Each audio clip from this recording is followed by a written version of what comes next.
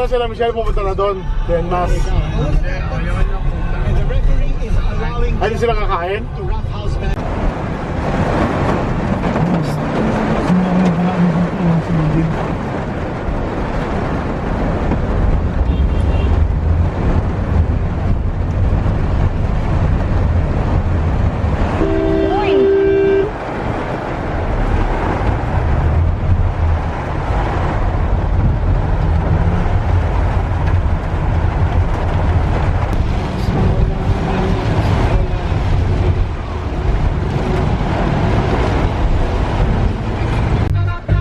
Saan ba sila pupunta?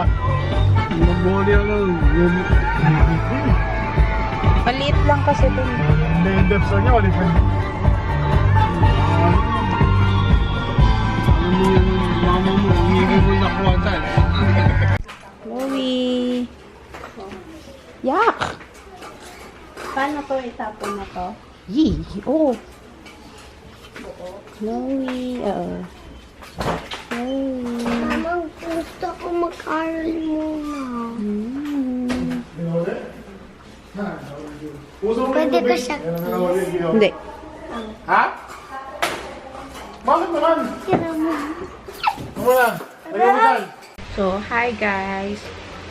Kapansin nyo, madilim yung background ko. Hapon pa lang. Pero, nasa room kasi ako, kapatay yung ilaw kasi nagpapatulog na sa mga bata. Eh, medyo makulimlim. Ayan. Medyo makulimlim. Kaya, wala, blurred.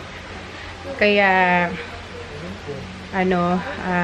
madilim yung background ko. Well, anyway, kanina, hindi ako nag-vlog. Sinadya ko hindi dalhin yung camera dahil sa nagpunta ako ng Divisoria Mall. Eh, ayoko naman, syempre, alam nyo, pag Divisoria Mall or mga Divisoria, nakakatakot pumunta doon at kailangan aware ka sa mga paligid mo dahil nga maraming loko-loko. Tapos, pumunta rin ako ng Tabora, Ilaya. So, nag-canvas ako ng tela. Ang mahal pala, hindi ko ina-expect na ganun. Akala ko mura, kaya pala yung mga ibang vlogger, sinasabi talagang mahal yung feather. Yung feather na sinasabi, yung binibili nila, mahal pala. So, sabi ko, sige, ka-canvas lang muna ako. Ayun, daming tao. Tapos, hindi ko alam na Pacquiao and Horn? Horn ba? Habi? Ha? Horn ba? Sino ba kalaban ni Pacquiao? Horn. Horn. Jeff Horn. Pacquiao and Horn pala ngayon ang laban. Ngayon, tataka ako sa DM. DM kasi kilala namin sa Divisoria Mall, yung shortcut ng Divisoria Mall. So, sa DM, parang sabi ko, ang daming tao. Yung palalaban pala nila. Tapos, ginawa ko doon sa Divisoria Mall, bumili ako ng uniform para kay Matt. Kasi kailangan na. So, bumili ako doon, ikot-ikot, nakakuha naman ako ng mura. Bumili rin ako ng pants. Siyempre, pang everyday pants ko lang din. Kasi parang, kailangan ko naman ng parang bagong pants lang. Pero, mga mura lang naman pants na binibili ko. Okay naman. Eh, kapag may sale naman sa mall, yun, bumibili rin naman ako yung mga signature pants. Iba naman, di naman signature, pero tinitignan ko kasi yung tela, kung makapal, kung okay, ganun. So, ayun. So, ngayon, ang suot ko is Bossini. Binili sa Hong Kong kasi, Bossini to. Binili to sa Hong Kong kasi kakarating lang ng mama and papa ni Val. So, binili sa akin. And, of course, nakapants na naman ako. Kasi kanina yung shoes ko is from Payless. Yung favorite kong sandals yun. Tapos, bumili nga ako ng pants. Then, bumili rin ako ng leggings. Yun lang yung mga nangyari. Tapos after pagkatapos ko doon sa Divisoria Mall, sinundo ako ni Val kasi hindi nakakatiis si Val pag hindi ako kasama. Ganon. Oo, ganon. Ewan ko, since alam nyo, eto in fairness to Val, Since nung mag-boyfriend-girlfriend pa lang kami, talagang sunduin niya ako, hahatid niya ako kahit malayo, o ganun. Basta ganun yung kung ano yung dating mag-boyfriend kami, ganun din siya nung mag-asawa kami. So, ganun siya ka-sweet.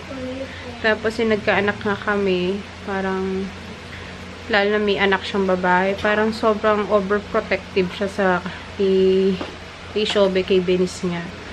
Ayun. Parang may nadedetect na naman yung camera ko sa background.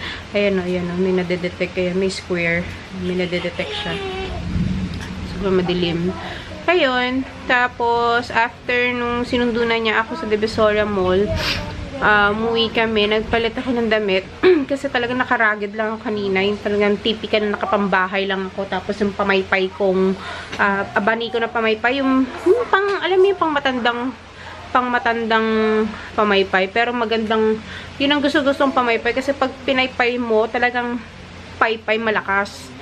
Tapos, nagpalit kami ng damit. Tapos, umalis kami, kumain kami sa Tien Mas ulit. Hindi na ako nag-vlog doon kasi kasama ko yung 3 bata. So, walang nag-aasikaso. Kumain kami doon. And then, after doon sa Tien Mas, pumunta kami sa sister-in-law ko. At yun, nagpalipas ng oras. Syempre, chinek yung baby. Gusto ko kasi ni mama mabisita rin si Michelle, yung sister-in-law ko. Yung brother-in-law ba tawag doon? Sa kay asawa ni Michelle? Hindi, Bilas. So, syempre, simula nung umalis si mama, 1 week mahigit din ni mama mo, diba? 1 week mahigit din wala si mama. So, parang, syempre, mga anak pa rin niya, apo pa rin niya. So, namimiss din niya kahit paano. Sila ba, ganyan. Binigyan din niya ng pasulubong, which is good, kasi lahat meron. Pantay-pantay. Yun ang pinaka-importante sa pamilya. Pantay-pantay ang ayun, dapat, kahit kami, kung meron yung isa, meron din yung isa dapat. Kahit hindi kasama yung isa, may pasulubong din yung isa. Kailangan ganun sa pamilya para walang masabing hindi maganda. So, ganun na dapat. Mas okay yung ganun. So, anyway, ganun. After doon, so, lumakas yung ulan. Sobrang lakas ng ulan kanina. Umalis tayo, diba? At, inaantay namin, pagdating namin doon, kala namin may paniki. Wala namang paniki. Mamayang gabi pa. Mamayang gabi pa raw. So, walang paniki. Tapos, umuwi na kami. Kasama lang namin si Papa. Kasi, si Papa naman, ayaw niya namamasyal, yung parang napapagod siya. Si Mama naman, parang yung nang stress-free niya. Kapag na-stress siya, kailangan namamasyal siya, siguro, na siya, para mawala yung stress niya, ganon. Yun, tapos umuwi na kami, kasama namin si Papa. Ayun, kaya ngayon, kakarating lang namin. So, ngayon, nagpapatulog na kami, at mamaya, tututor na kami. Pagkagising nila, mag-shooter na kami. So, ngayon, umiinom ako ng hot chocolate dahil sa malamig. Ayan. Swiss yan. Hindi niyo nakikita. I know. Swiss yan. Swiss. Ayan. Swiss. Dahil sa malamig ang panahon. Ayan. Swiss. Umiinom ako kasi tsaka kakain lang namin. Ayan. Baso ko pala is from Jayco. Yung sa Jayco pala, sobrang sarap ng donut nila na hindi ganun katamis. Kung gusto niyo mag-sponsor, I'm willing, guys! Masarap ang donut ng Jayco. Tapos yung mga coffee nila, chocolate nila, masarap. Hindi siya compare sa ibang donut. Mas okay itong Jayco, of course. Jayco, yan. One of my favorite donut. Pero hindi naman kami totally araw-araw pupunta ng Jayco. Yung parang typical na kapag hinahanap mo kung gusto mo mag-donut, yun ang iisipin mo una-una, Jayco. Yun. Finally home! So, kanina, nagbablog ako. tutulog yung bata. Ngayon, umalis kami. Kinuha namin yung pansit. Pumunta kami doon sa mama ko. Birthday kasi ng tito ko. Oo. Tapos, kinuha namin yung pansit. And then, nag-harvest din doon na sa farm namin. Ginawa namin yung mangga. Kaya marami kaming mangga today. Tapos, nagbigay ng kalderetang kambing. Sarap yung pagkakaluto, hindi siya mapanghe. Kasi merong ibang luto ng kambing, mapanghe. So, siya hindi. So, ngayon, katapos na lang namin kumain. And, ngayon, nag-tutor kami. Ayan, nag-tutor na naman kami. Ayan. Ayan. Yan na yung gagawin namin for today. Mag-tutor kami. At, ayun, nakapag-shower na ako at gamit ko yung pants.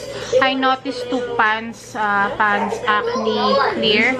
Talagang nag-fade siya. Ayan, nag-fade siya. At maganda sa mukha. Parang ang puti ng mukha ko. Parang may powder, no? Puti ng mukha ko, no? Ayun. So, okay yung pants sa akin. I guarantee. So, gumawa ako ng parang step by step ng parang pants review kung magiging okay ba or hindi, kung ano masasabi ko, gano'n. So, abangan nyo yan. At, yun lang muna for now. And then, babalikan ko kayo kasi mag-tutor ako ngayon. Ayun. So, guys, mag-end of the vlog na ako. And please support or subscribe our channel. It's Simply Michi. And thumbs up and like our videos. More likes and more videos to come. So, ayun lang. So, naglagay na rin ako ng Eskimo sa mukha. So, matutulog na kami. End of this vlog. I'll see you in the next vlog. Bye!